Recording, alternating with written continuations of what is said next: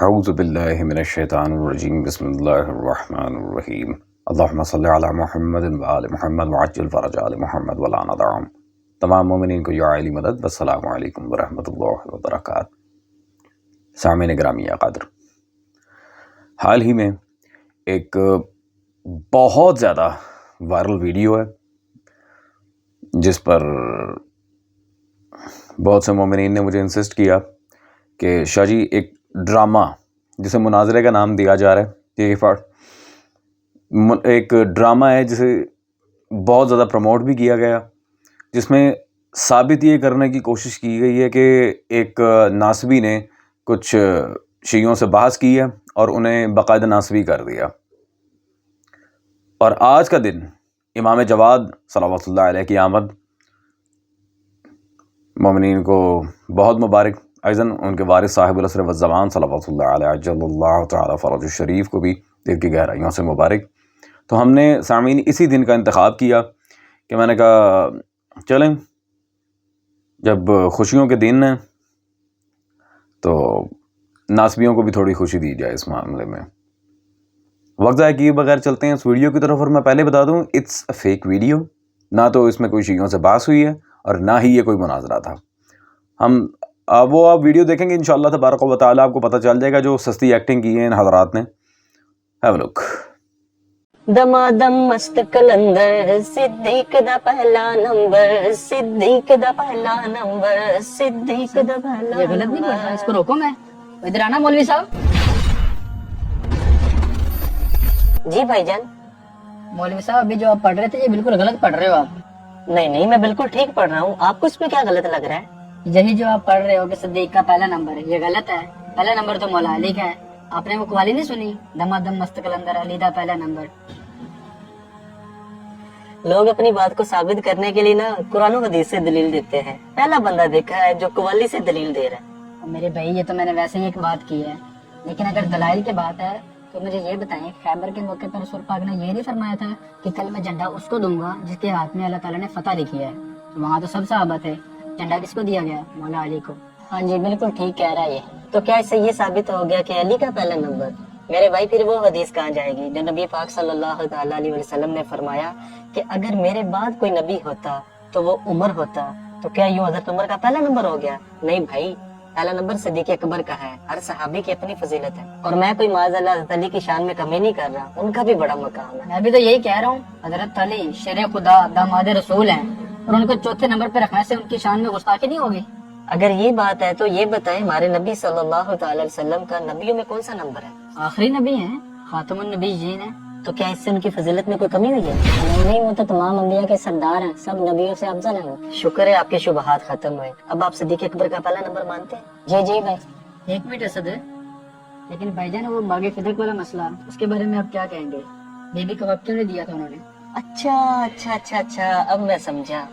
ایک بزرگ بالکل ٹھیک فرما گئے تھے، اللہ تعالیٰ ان کے صدقے ہم پر کرم فرمائے۔ وہ فرماتے تھے کہ پیڑا ہور تے تھکیاں ہور۔ بھائی جان یہ جو مسئلہ بیان کر رہے ہیں نا، میں اس پر بہت زیادہ دلائل دے سکتا ہوں، کیوں نہ عقلی طریقے سے اس مسئلے کا حل نکال لیا جائے۔ بھائی تمیز سے بات کرو، یہ کیا ہوتا ہے پیڑا اور پکیاں اور؟ جو جواب دینا تمیز سے دو۔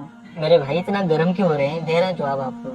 آپ کہنا یہ چاہ رہے ہیں کہ صدیق اکبر رضی اللہ تعالیٰ عنہ نے بیوی کو ان کا حق نہیں دیا؟ ہاں بالکل، یہی تو کہہ رہا ہوں، کب دیا انہوں نے؟ اچھا نہیں دیا، اس کے بعد دور کس کا ہے؟ فاروق اعظم رضی اللہ تعالیٰ عنہ کا۔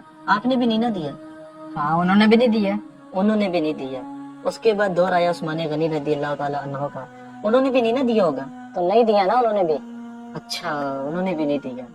اس کے بعد دور آ گیا حضرت علی رضی اللہ تعالیٰ عنہ کا، انہوں نے دیا؟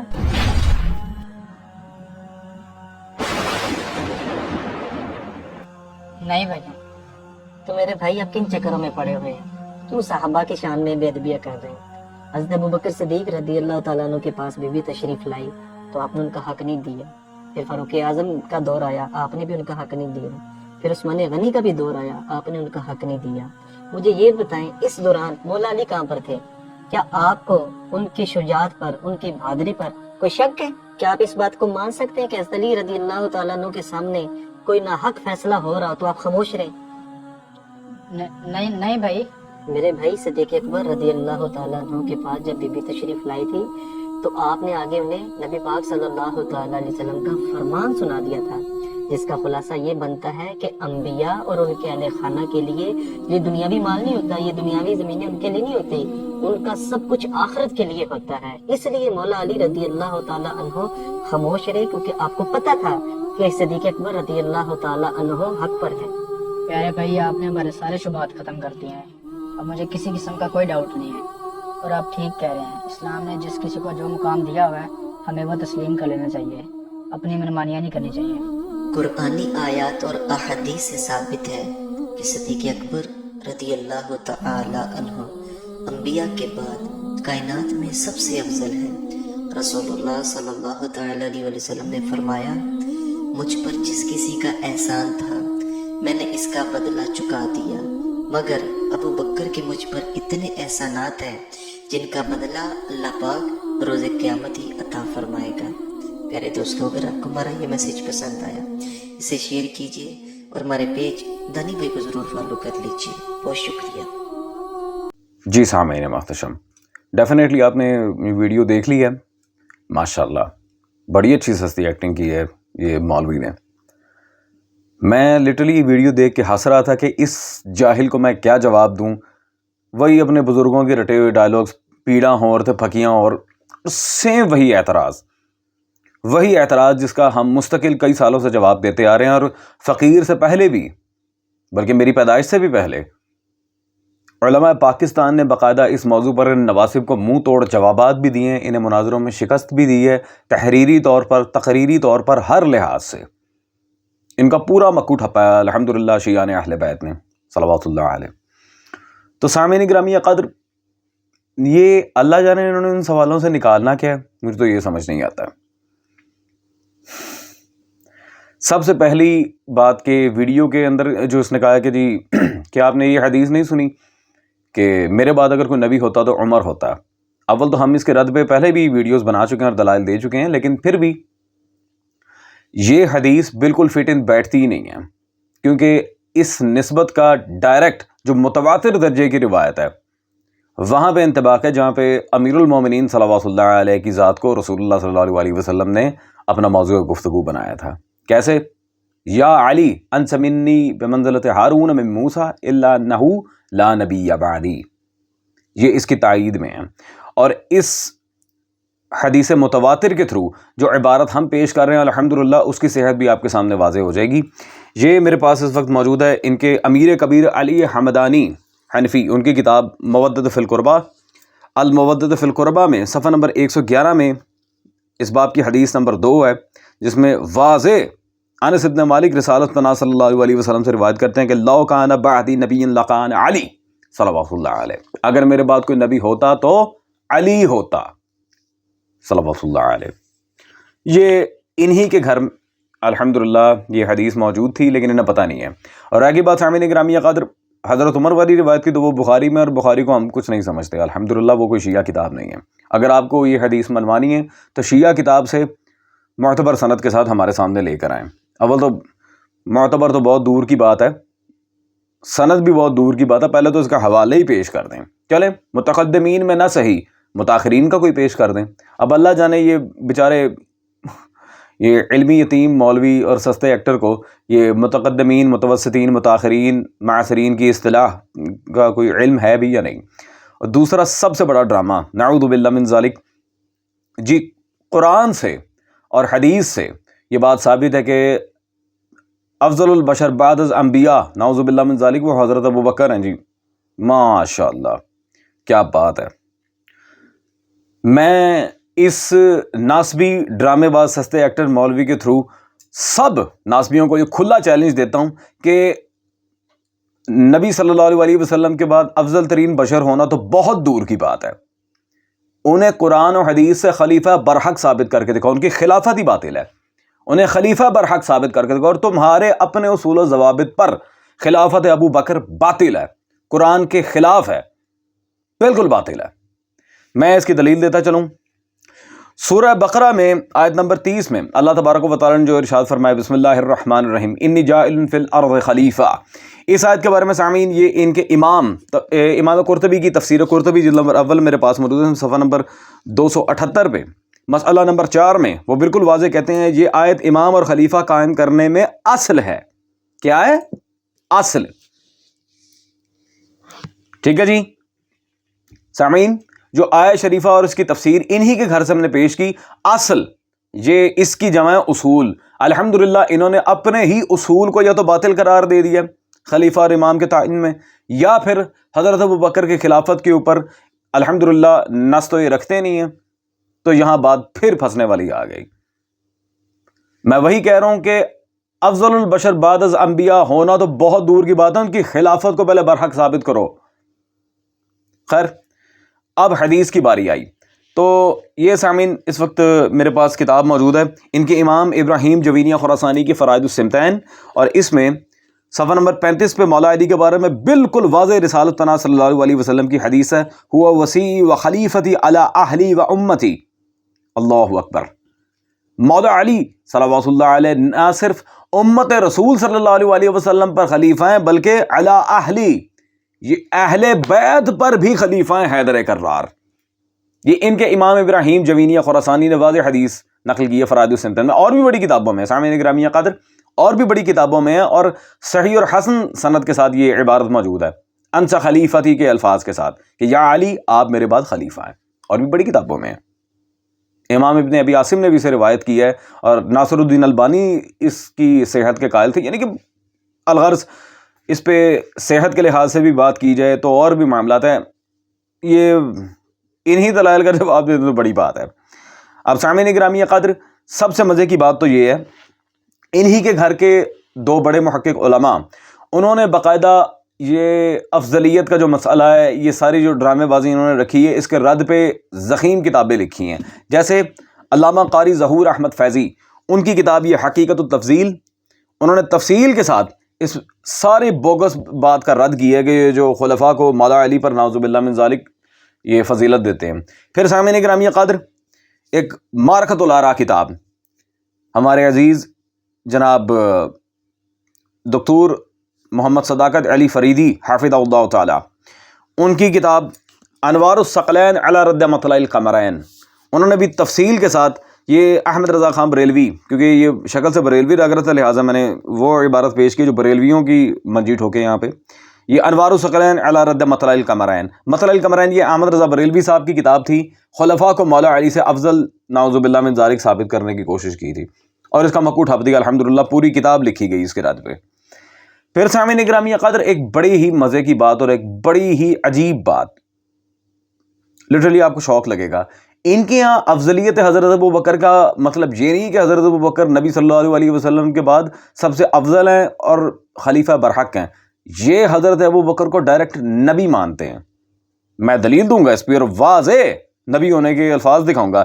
یہ ان کے شیخ الحدیث و تفسیر حافظ عبد السمیع بنارسی صاحب، ان کی کتاب افضلیت سیدنا صدیق اکبر جی، اس میں صفحہ نمبر 48 پر مقدمہ خامس میں پہلے ہی تعلیقہ میں انہوں نے کیا عبارت یہاں پر لکھی ہے؟ استغفر اللہ. قام ابو بکر یوم الردۃ مقام النبی من الانبیاء لا حول ولا قوۃ الا باللہ. مقام النبی من الانبیاء، نبی صلی اللہ علیہ وسلم کی ختم نبوت پہ سیدھا سیدھا ڈاکہ مارا انہوں نے. ولیکن رسول اللہ و خاتم النبیین کی آیت کی صریح مخالفت ہے یہ، اور لا نبی بعدی کی حدیث کی بھی بالکل مخالفت ہے. مقام النبی من الانبیاء لا حول ولا قوۃ الا باللہ. انبیاء میں سے نبی کا مقام، نعوذ باللہ. اور سامعین گرامی قدر، انہی کے گھر کے ایک مشہور زمانہ عالم ہے طاہر القادری صاحب، ان کی کتاب یہ خصائص مصطفیٰ صلی اللہ علیہ وسلم میرے پاس موجود ہے. اس میں صفحہ نمبر 105 پر انہوں نے کیا یہاں پہ چیپٹر بنتا ہے ختم نبوت اور حضرت علی المرتضیٰ صلوات اللہ علیہ. ختم نبوت کی سب سے بڑی دلیل ہی میرا مولا حیدر کرار ہے. سب سے بڑی دلیل حیدر کرار ہے. یہ بات تو بالکل واضح ہے. اور سامعین گرامی قادر، یہ سستے ایکٹر نے اچھا خدا کی قسم پورے کی پوری سلائن کا بیڑا غرق کر کے رکھ دیا ہے. دمادم مست قلندر علی دا پہلا نمبر. اور قلندر پاک رضوان اللہ تعالیٰ علیہ کو تو یہ مانتے ہی نہیں ہیں، کیونکہ وہ اثنا عشری شیعہ تھے اور حسبی نسبی سید تھے. انہوں نے کیوں ماننا ہے؟ یہ سارے گستاخ سادات ناسبی قسم کے مولوی ہیں، انہوں نے کلندر پاک کو کیا ماننا ہے؟ صدیق دا پہلا نمبر، یعنی کہ پہلا جو مصرع تھا اس کا سارا وزن ہی گرا دیا دوسرے مصرے میں آ کے، سبحان اللہ، وزن ہی یہاں پہ ان سے بیلنس ہی نہیں ہو سکا، ماشاءاللہ، واہ سبحان اللہ۔ کم از کم شاعری تو کسی سے پوچھ کے سیکھ کے آ کے یہاں پہ کرتے، دمادم مست قلندر علی دا پہلا نمبر۔ وہ جس طرح یہ نواسب کا ایک اور نعرہ ہے، علی معاویہ بھائی بھائی، کافیہ ردیف بھی نہیں آتے ماشاءاللہ، علی نبی بھائی بھائی صلی اللہ علیہ وآلہ وسلم۔ تو خیر سامعین، اب صدیق دا پہلا نمبر، تو آئیں پھر میں آپ کو بتاتا ہوں کہ صدیق کون ہے۔ یہ امام نسائی، ان کی کتاب خصائص علی، امام نسائی رحمہ اللہ نے اس کتاب میں صفحہ نمبر 203 پر واضح حدیث نقل کی ہے، کیا خود مولا علی نے فرمایا، قال علی صلوات اللہ علیہ، انا عبداللہ رسول اللہ صلی اللہ علیہ وسلم، انا صدیق الاکبر لا یقولها بعدی الا کاذب، میں صدیق اکبر ہوں، میرے علاوہ جس نے بھی یہ دعویٰ کیا وہ کذاب ہے، میرے علاوہ کوئی یہ کہے گا ہی نہیں الا یہ کہ وہ جھوٹا ہو، کذاب ہو، الا کاذب، اللہ اکبر، میں ہوں صدیق اکبر۔ یہ کس نے کہا؟ مولا علی۔ بالکل صحیح سند کے ساتھ یہ روایت آپ کے سامنے موجود ہے۔ اور پھر سامعین گرامی قدر، ایک بڑی مزے کی بات، طاہر القادری صاحب کی ایک کتاب ہے، یہ سیف الجلی علی منکر ولایت علی، اس میں صفحہ نمبر 10 پہ طاہر القادری صاحب نے بالکل سٹارٹ میں ایک عبارت یہاں نقل کی ہے شاہ ولی اللہ محدث دہلوی کی، کہتے ہیں جی کیونکہ حضرت ابو بکر کی خلافت بلا فصل اجماع صحابہ سے منعقد ہوئی اور تاریخ کی شہادت قطعی سے ثابت ہوئی، اور حضرت مولا علی المرتضیٰ صلوات اللہ علیہ کی ولایت بلا فصل خود فرمان مصطفیٰ صلی اللہ علیہ وسلم سے منعقد ہوئی اور احادیث متواترہ کی شہادت قطعی سے ثابت ہوئی۔ یہ کس نے لکھا؟ طاہر القادری نے۔ یہ بات بھی یہاں پہ بالکل کلیئر ہے۔ سامعین، طاہر القادری صاحب وہ شخص ہیں جنہوں نے سب سے زیادہ یہ خلفاء کی نام نہاد خلافت کا دفاع کیا ہے باقاعدہ، اور ہماری ان کے رد پہ 40 سے اوپر ویڈیوز موجود ہیں الحمدللہ۔ ویسے اوورال ایام فاطمیہ صلوات اللہ علیہ سیریز، وہ جو ہماری الگ سے ایک پلے لسٹ بنی ہے فقیر کے چینل پہ، اس میں جا کے دیکھیں تو وہ 50 سے بھی زائد ہو چکی ہیں۔ طاہر القادری کے خلاف سب سے زیادہ ہیں۔ تو اتنا بڑا منکر خلافت بلا فصل امیر المومنین علی ابن ابی طالب صلوات اللہ علیہ، وہ خود اپنی کتاب میں کیا لکھ رہا ہے؟ حضرت ابو بکر کے پلڑے میں کن کی بات ہے؟ صحابہ۔ مولا علی کے ہاں کس کی بات ہے؟ رسول اللہ صلی اللہ علیہ وسلم۔ اب یہ فیصلہ امت کرے کہ صحابہ زیادہ نعوذ باللہ من ذالک فضیلت کے حامل ہیں یا رسالت پناہ صلی اللہ علیہ وسلم۔ اور ان دی اینڈ پھر وہی بکواس جس کا بارہا ہم جواب دے چکے ہیں۔ مولا علی خلیفہ بنے تو انہوں نے باغ فتح کیوں نہیں لے لیا؟ یہ جا کے نا بیٹے اپنے ماموں جان سے پوچھو، اس نے جو حرکتیں کرنا شروع کی ہوئی تھیں، میں نام لے لیتا ہوں، میں ڈرتا نہیں ہوں، معاویہ، اس نے جو حرکات کی تھیں وہ تو حضرت ابو بکر، عمر اور عثمان تک کا منکر تھا۔ اس نے جو خباثتیں پھیلائی ہوئی تھیں، مولا علی کو وقت ہی کتنا ملا باغ فتح کے مسئلے پر غور کرنے کا؟ یہاں حضرت عائشہ کو شکست ہوئی تو وہ آ گیا اپنی ساری حرکتیں کرنے، اس کو فارغ ہونے کا ٹائم مل گیا، وہ سائڈ پہ لگا، تو پھر خوارج نے اپنا آپ دکھا دیا۔ مولا علی کو وقت ہی کتنا ملا؟ اور دوسری بات، تمہاری درجنوں کتابوں سے ہم یہ عبارت پہلے ہی دکھا چکے ہیں، مولا علی نے کیوں نہیں لیا؟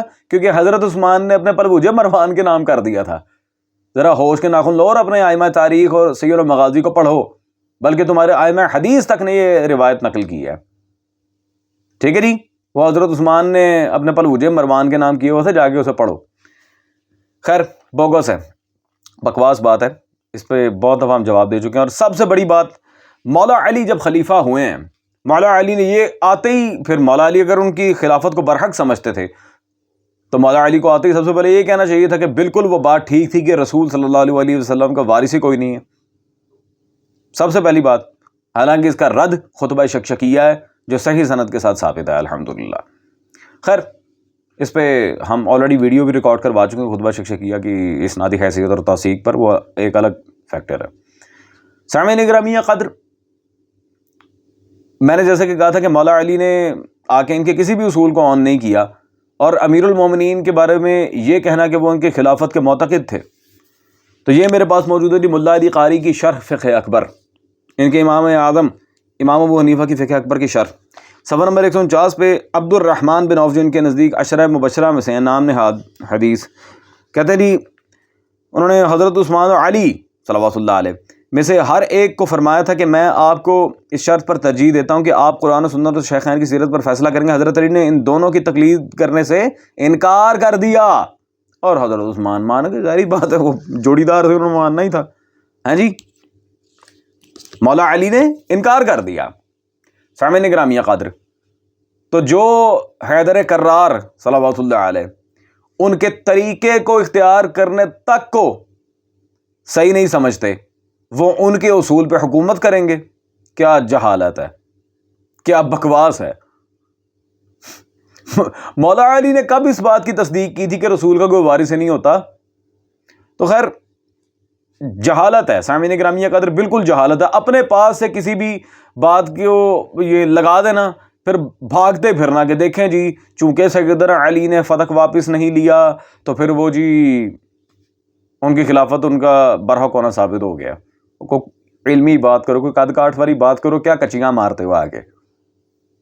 اور جیسا کہ میں نے پہلے بھی سٹارٹ میں کہا تھا، اب بھی کہتا ہوں، قیامت تک کا ٹائم ہے تمہارے پاس، نبی صلی اللہ علیہ وسلم کے بعد افضل بشر ہونا تو بہت دور کی بات ہے، ان کی خلافت پر چلو برحق اور عین خلافت راشدہ تو وہ ثابت کرنا تو بہت دور کی بات ہے بھائی، ان کے صرف خلافت کے طرز کو قرآن سے ثابت کر دو۔